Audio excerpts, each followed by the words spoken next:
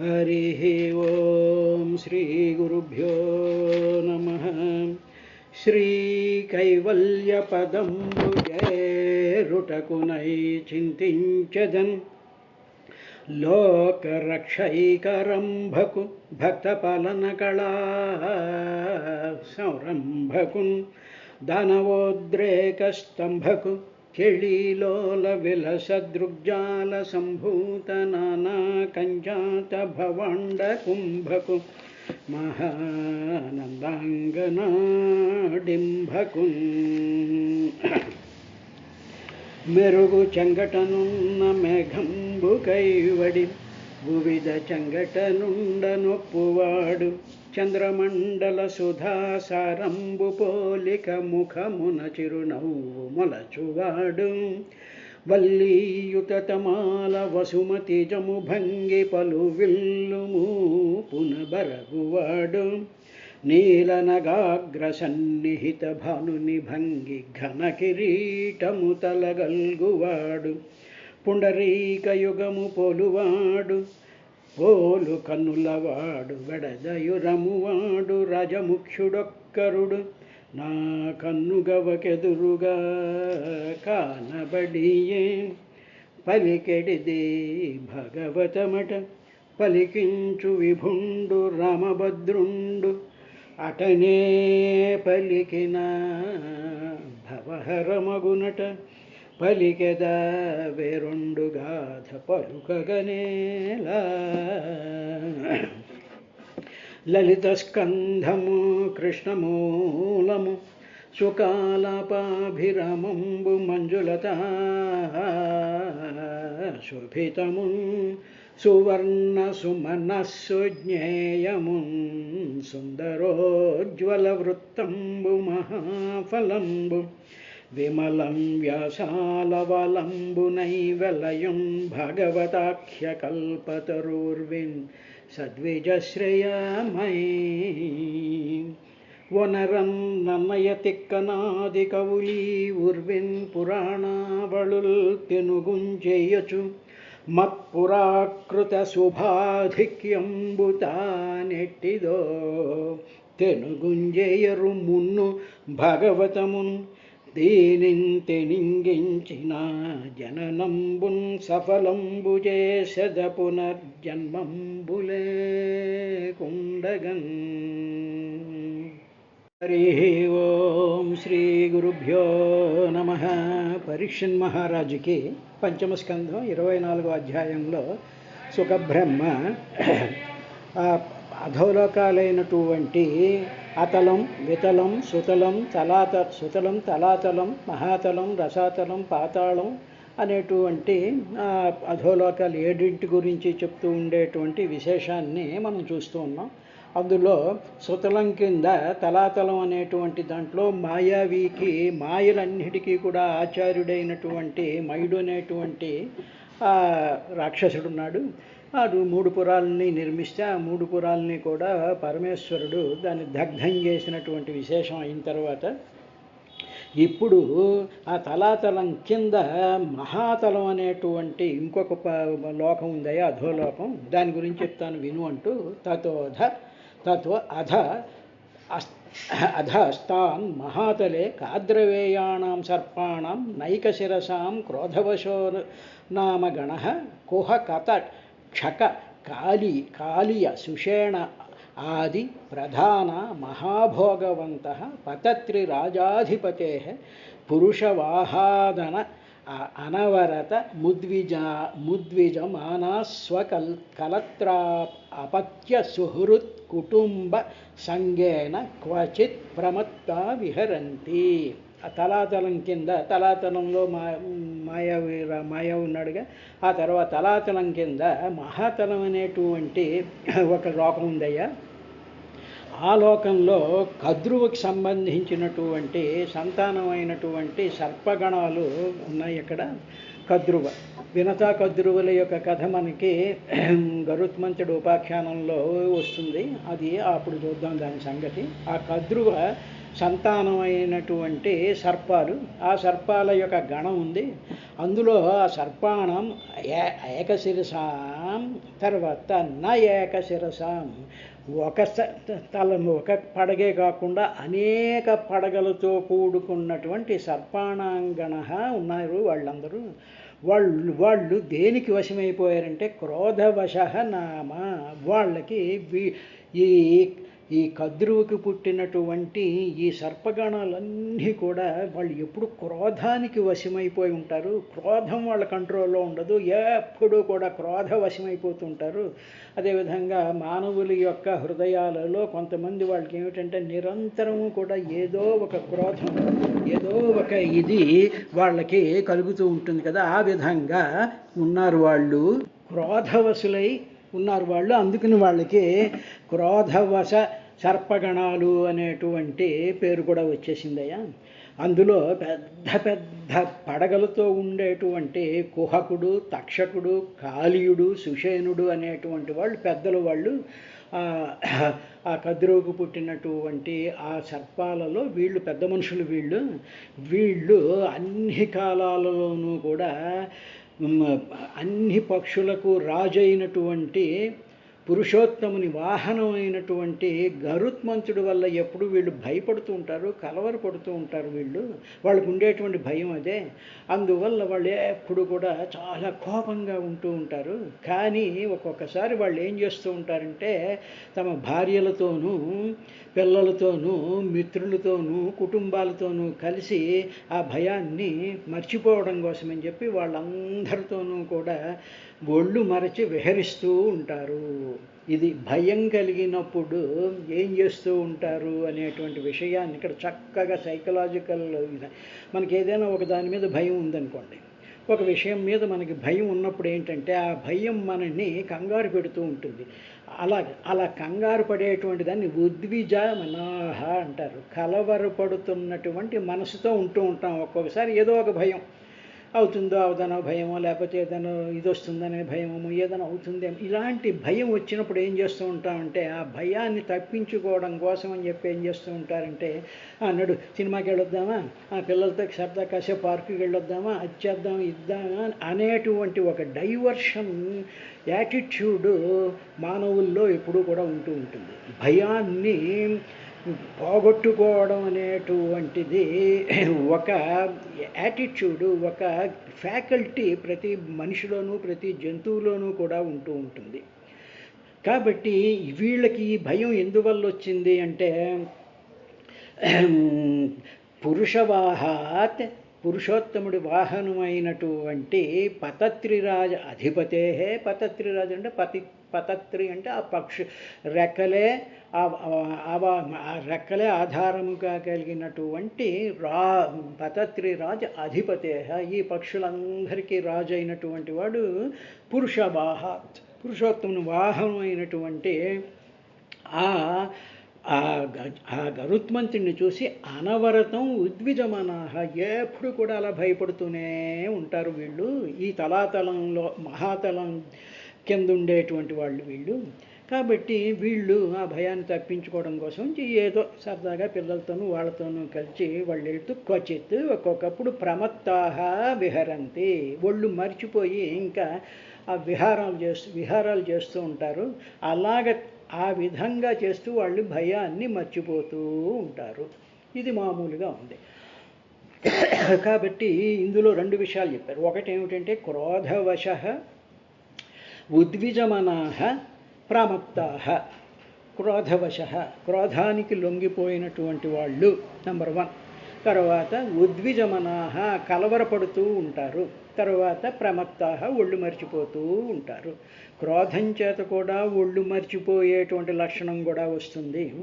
క్రోధంతో కూడా భయపడేటువంటి లక్షణం కూడా వస్తుంది. అందుకనే సాధారణంగా ఈ జంతువులు ఉన్నాయనుకోండి, ఆ జంతువులకి పిరికితనం ఉండడం వల్ల అవి ఏం చేస్తూ ఉంటాయంటే చాలా క్రోధంగా ప్రవర్తన చేస్తూ ఉంటాయి.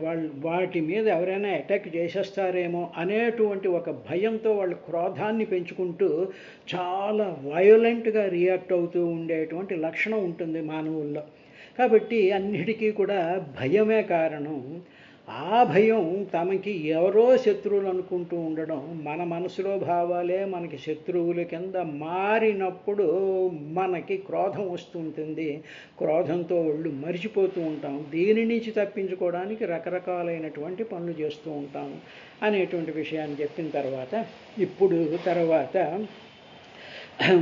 మహాతలం కింద రసాతలం గురించి చెప్తూ ఆయన తతో అధస్తాద్ రసాతలే దైత్యేయ దానవాహ పణయో నామ నివాతకవచాః కాళేయ హిరణ్యపురువాసిన ఇతి విబుధ ప్రత్యనీకా ఉత్పత్య మహౌజసో మహాసాహసినో భగవత్ సకలలోకానుభావస్య హరేరేవ తజసా ప్రతిహత బలావలేపా బిలేషయ ఇవ వసంతి ఏ వై సరమయేంద్రదూత్యా వగ్భిర్మంత్రవర్ణాభిరింద్రాద్బిభ్యతి అని రసాతలం గురించి ఆయన ఈ విధంగా చెప్పండి. ఏమయ్యా, మహాతలం కింద ఉండేటువంటి లోకమేమో రసాతలం అంటారు దాన్ని. ఆ రసాతలంలో రకరకాలైనటువంటి దానవులు ఉన్నారు. దైత్యేయ దానవ, దైతయ దితిపుత్రులైనటువంటి వాళ్ళు దైత్యులు అంటారు. దానవాహ అంటే ధనువంశానికి చెందినటువంటి రాక్షస స్వభావాలు కలిగినటువంటి వాళ్ళు దానవులు అంటారు. వీళ్ళు ఈ రసాతలంలో ఉంటారయ్యా. అందులో వాళ్ళ పేర్లు వాళ్ళు ప్రత్యేకమైనటువంటి పేర్లు కలిగినటువంటి వాళ్ళు పణయోనామ నివాతకవచాః, తర్వాత హిరణ్యపురవాసిన అని వాళ్ళకి పేర్లయ్యా. అక్కడ ఉండేటువంటి రాక్షసులందరూ కూడా అదే పణులు, నివాత కవచులు, కాలేయులు, హిరణ్యపురవాసులు అనే పేరు కలిగినటువంటి ఈ దైత్య దానవ గణాలన్నీ కూడా ఆ రసాతలంలో ఉంటాయి. వీళ్ళందరూ ఎలా ఉంటారంటే పుట్టల్లో పాముల వలె ఉంటారు. వాళ్ళు పుట్టలో పాము ఎప్పుడు అందులో అలాగే ఉంటుంది. అలాగా ఈ నివాత కవచులు, పణులు, కాలేయులు, హిరణ్యపురవాసులు ఎప్పుడు కూడా పుట్టల్లో పాముల్లాగా పడి ఉంటారు వాళ్ళు. తర్వాత వీళ్ళు అలా పడి ఉండకుండా దేవశత్రువులకు, ఆ దైత్య దానవులకి, వీళ్ళేమో దైవశక్తులకి దైవానికి వీళ్ళు శత్రువులు, దేవగణాలకి వీళ్ళు శత్రువులైనటువంటి వాళ్ళు పుట్టుకతోడనే గొప్ప బలము మరియు గొప్ప సాహసం కలిగినటువంటి వాళ్ళు. వీళ్ళకి పుట్టుకతోడే చాలా గొప్ప బలమును తర్వాత సాహసం కలిగింది వీళ్ళకి. కానీ వీళ్ళు యొక్క బలము, ఆ సాహసం యొక్క గర్వం దేనితో అనుగుతుంది అంటే సకలలోక అనుభావస్య హరేహ తేజసా ఏవ ప్రతిహత బల అవలేపాః. వాళ్ళకి మాకింత సాహసం ఉంది, ఎంత బలం ఉంది, మేమేమో ఈ లోకానికి అధిపతులం, మేము పణులం, నివాత కవచులం, కాలేయులం, హిరణ్యపురవాసులం అనేటువంటి వాళ్ళ యొక్క గోత్రాలు, వాళ్ళ యొక్క నివాస స్థలాలు, వాళ్ళకు ఉండేటువంటి బలం, వాళ్ళకు ఉండేటువంటి సాహసం, ఇదంతా కూడా వాళ్ళకి పుట్టుకతో వచ్చినటువంటి ఈ గుణాలను చూసి వాళ్ళు విర్రవీగిపోతూ ఉంటుంటారు. కానీ వాళ్ళు మాత్రం దానికి భయపడుతూ ఉంటారయ్యా. వాళ్ళు ఎవరికంటే సకలలోక అనుభావస్య, సకల లోకాల్లోనూ మహిమ కలిగినటువంటి, ఏ 14 లోకాల్లోనూ కూడా మహత్తరమైనటువంటి మహిమ కలిగినటువంటి భగవతః హరేః, భగవంతుడైనటువంటి శ్రీహరి యొక్క తేజస ఏవ ప్రతిహత బల అవలేపాః. ఆ శ్రీహరి యొక్క తేజస్సుకి మాత్రమే వాళ్ళు భయపడుతూ ఉంటారు. ఆ తేజస్సుని వీళ్ళు ఎప్పుడైతే తలుచుకుంటారో అప్పుడు ప్రతిహత బల అవలేపాః, వెంటనే వాళ్ళ బలము, వాళ్ళ తేజస్సు, వాళ్ళ సాహసము, వాళ్ళ యొక్క ఉద్రేకము ఇవన్నీ కూడా ప్రతిహత బల అవలేపాః, అవన్నీ కూడా నశించబడిపోతూ ఉంటాయి. అవన్నీ కూడా ఒక్కసారి ఆవిరైపోయినట్టు అయిపోతాయి.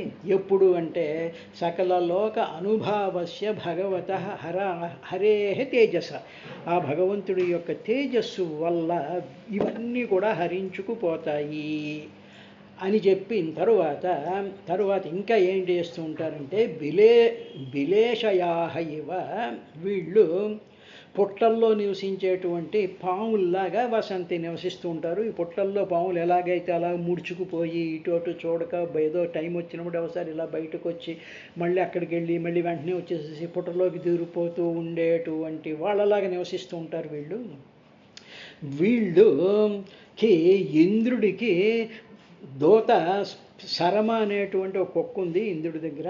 ఆ కుక్క మంత్రరూపములైనటువంటి, అక్కడ కుక్క అంటే ఏమిటంటే అక్కడ మంత్రరూపం,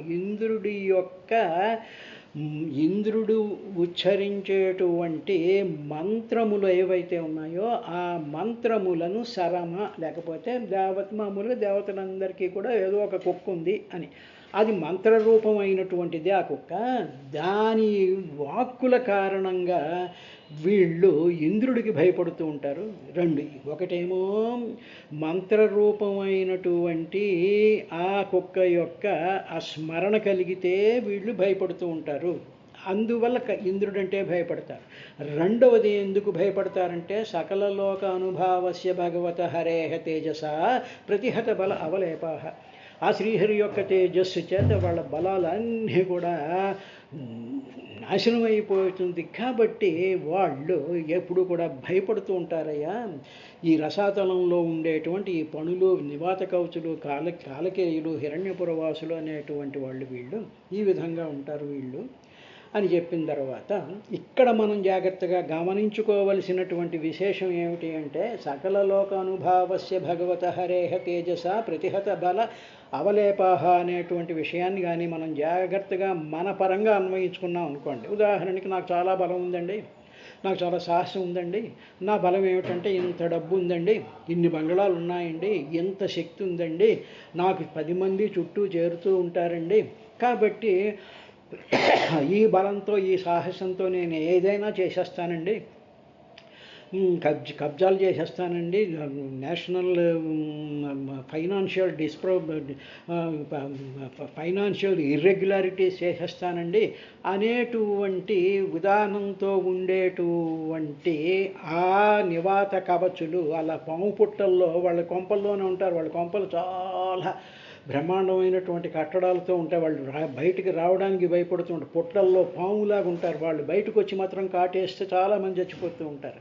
అలాగా పెద్ద పెద్ద గేట్లు, పెద్ద పెద్ద రాతి బంగళాల్లోనూ ఉండేటువంటి ఆ రాక్షస స్వభావం కలిగినటువంటి వాళ్ళ మొత్తం వాళ్ళ సంపద, వాళ్ళ బలం, వాళ్ళ సాహసం, వాళ్ళ అహంకారం ఇవన్నీ దేని చేత హరించబడతాయో, దేని చేత అవన్నీ కూడా డిసప్పీర్ అయిపోతాయో అది ఒక్క భగవత హరేహ తేజస ఏవ ప్రతిహత బల అవలేపాహ. ఆ శ్రీహరి యొక్క తేజస్సు యొక్క బలం చేత ఈ వీళ్ళ యొక్క అహంకారాలు, వీళ్ళ యొక్క పుట్టలు, వీళ్ళ యొక్క రకరకాలైనటువంటివన్నీ కూడా భస్మీపట్లం అయిపోతాయి అని మనకి ఈ పాములు ఉన్నారు అనేటువంటి విషయాన్ని వంకబెట్టుకుని భాగవతం మనకి ఈ విధంగా చెప్తుంది. ఈ విధంగా అన్వయం చేసుకోవాలి. అంటే మనం చూడనటువంటి లోకాలు, నివాత కవచులు, పణులు వీళ్ళు ఎవరు మనం చూడలే, అదేదో వాళ్ళకి సంబంధించిందండి, మనకి సంబంధించింది కాదు. మనకి సంబంధించింది కానప్పుడు మరి భాగవతం అనేటువంటి మహాపురాణం ఎందుకు వచ్చింది? మనలాంటి మానవులను ఉద్ధరించడానికే కదా ఇది వచ్చింది. కాబట్టి ఇది మనం అన్వయించుకోవాలి. తర్వాత దాని పేరేమిటి? రసాతలము. రసములు అంటే ఏమిటి? అన్నీ అనుభవించాలి, అన్ని రసాలు, నవరసాలు అనుభవించేయాలి. ఇలా నవరసాలు అనుభవించేయాలి అనేటువంటి లక్షణం కలిగినటువంటి వాళ్ళకి బలము ఇవన్నీ ఉంటే ఇంకా న్యూసెన్స్ ఎక్కువైపోతుంది అనేటువంటి విశేషాన్ని గుర్తుపెట్టుకోవాలి. తర్వాత వీళ్ళు మంత్రరూపమైనటువంటి వాక్కులకు కూడా వాళ్ళు భయపడుతూ ఉంటారు వాళ్ళు అన్నారు. అంటే ఏమిటనమాట, ఒక్కొక్కసారి మహానుభావులైనటువంటి వాళ్ళు మంత్రస్వరూపంతో కానీ ఏదైనా సరే ఒక నిందల్లాంటిది కానీ చేసినట్లయితే అప్పుడు ఆ మంత్రంలో ఉండేటువంటి వాక్పటిమకు, ఆ ప్రభావానికి కూడా భయపడేటువంటి లక్షణం కూడా వాళ్ళకు ఉందయ్యా అని చెప్పిన తర్వాత ఇక చివరి లోకమైనటువంటి పాతాళం గురించి ఆయన వర్ణిస్తూ తతో అధస్తాత్ పాతాళే నాగలోకపతయే వాసుకి ప్రముఖ శంఖ కులిక మహాశంఖ శ్వేత ధనంజయ ధృతరాష్ట్ర శంఖ చూడ కంబల అశ్వతర దేవదత్తాదయో మహాభోగినో మహామర్ష నివసంతి యేషాము వై పంచసప్తదశశతసహస్రశీర్షాణం ఫణాషు విరచిత మహామణయో రోచిష్ణవః పాతాళ వివరతిమిర నికరం స్వరోచిష విధమంతి అని పాతాళలోకం గురించి చెప్తున్నాడు. రసాతలం కింద పాతాళలోకం ఉందయ్యా. ఆ పాతాళలోకంలో ఎవరున్నారంటే వాసుకి ప్రముఖ, వాసుకి మొదలైనటువంటి మహానాగులు ఉన్నారు. వాళ్ళు ఎవరంటే శంఖుడు, కులికుడు, మహాశంఖుడు, శ్వేతుడు, ధనంజయుడు, ధృతరాష్ట్రుడు, శంఖచూడు, మహాశంఖుడు, శ్వేతుడు, ధనంజయుడు, ధృతరాష్ట్రుడు, శంఖచూడు, కంబలుడు, అశ్వతరుడు, దేవదత్తుడు, వీళ్ళందరూ అన్నమాట. నాగలోకపతయో వాసుకి ప్రముఖ శంఖ కులిక మహాశంఖ శ్వేత ధనంజయ ధృతరాష్ట్ర శంఖచూడ కంబల అశ్వతర దేవదత్తాయో మహాభోగినో. పెద్ద పడగలు కలిగినటువంటి వాళ్ళు వీళ్ళందరూ. ఇటువంటి నాగులందరూ కూడా ఈ పాతాళంలో వాళ్ళు నివసిస్తూ ఉంటారయ్యా. తర్వాత వీళ్ళకి కూడా విపరీతమైన మహామర్ష, చాలా కోపం. వీళ్ళకి కూడా చాలా కోపం ఉంటుంది. అలాగ కోపంతో నిరంతరము కూడా కుమిలిపోతూ ఉండేటువంటి వాళ్ళకి వాసుకి, ఆయన ప్రముఖుడైన ఆ వాసుకినే తీసుకొచ్చి మనకి క్షీరసాగర మథనం చేస్తున్నాడు. మందర పర్వతానికి వాసుకిని కవ్వంకి తాడు కింద కట్టారుగా, ఈ వాసుకి గారే. ఆయన వాళ్ళకి వీళ్ళందరికీ కూడా 7, 10, 100, పంచ సప్తదశ శతసహస్ర శీర్షాణం ఫణాసు విరచిత. 7, 10, 100 లేక 1000 తలలు కలిగినటువంటి పడగలు ఉన్నాయి వీళ్ళకి. ఈ పడగలతో వీళ్ళంతా కూడా బ్రహ్మాండంగా ఉంటూ ఉంటారు. ఇలా ఉండేటువంటి వాళ్ళకి ఈశ్వరుడు ఏం చేశాడంటే ఫణాసు విరచిత మహామణయో రోచిష్ణవః. వీళ్ళ పడగల మీద అన్నిటి మీద కూడా శివుడు పరమేశ్వరుడు అయినటువంటి వాడు, అంటే భగవంతుడు ఏం చేశాడంటే వీళ్ళోరే మీ పడగలన్నిటి మీద మణులను పెడుతున్నాను రా అని చెప్పి ఒక తలకాయ వాడి మీద పెట్టాడు, 1000 తలకాయల వాళ్ళ మీద 1000 మణులు. అలాగన్నమాట. ఎవడికి ఎన్ని తలలుంటే ఆ తలలన్నిటి మీద కూడా వీళ్ళు ఈ మణులు పెట్టాడయ్యా భగవంతుడు. పెట్టేసేసి చెప్పటికి అవన్నీ చీకటి లోకాలు కదా, అదంతా అంధకారం కదా, తమోలోకాలు కదా. ఈ అధోలోకాలన్నీ కూడా తమస్సు, చీకటి, అజ్ఞానంతో కూడుకున్నటువంటివి కదా. కాబట్టి అక్కడ ఈ లోకాలన్నింటినీ కూడా ఈ మణులు ఎందుకు పెట్టాడు అంటే తిమిర నికరం స్వరోచిష విధమంతి, అందుకోసం పెట్టాడు. అక్కడ ఉండేటువంటి చీకట్లు పోగొట్టడం కోసం అని చెప్పి వాళ్ళ తల మీదే ఈ మణులను పెట్టాడు. ఆ మణుల యొక్క కాంతుల్లో వీళ్ళు క్రోధంతో నిరంతరము కూడా భగభగ మండిపోతూ ఈ పాతాళ లోకంలో ఉంటారయ్యా వీళ్ళు. ఇలాగా వీళ్ళ యొక్క మణులు ఆ చీకట్లని పారద్రోలుతూ ఉంటుంది అనేటువంటి విషయాన్ని మనకి చాలా అద్భుతంగా పాతాళ లోకంలో ఉండేటువంటి ఆ చీకట్లను తొలగించేటువంటి మణులను భగవంతుడు పెట్టాడు. ఇప్పుడు మానవుడు ఉన్నాడు అనుకోండి. మానవుడికి యొక్క పడగ ఏమిటి అంటే మామూలుగా మనం మన శరీరాన్ని కాకుండా బ్రెయిన్ స్ట్రక్చర్ని ఊహించాం అనుకోండి. వెన్నుముక ఎలా ఉంటుంది, బ్రెయిన్ ఏమోను ఒక క్యాబేజీ లాగా, ఒక క్యాలీఫ్లవర్ లాగా ఇలా ఉంటుంది చూసారా, అది ఒక పడగలా ఉంటుంది జాగ్రత్తగా గమనించినట్లయితే. ఆ పడగలాగా ఉండేటువంటి దాంట్లో భగవంతుడు ఏం చేశాడంటే వెలుగులు, మణులను పెట్టాడు.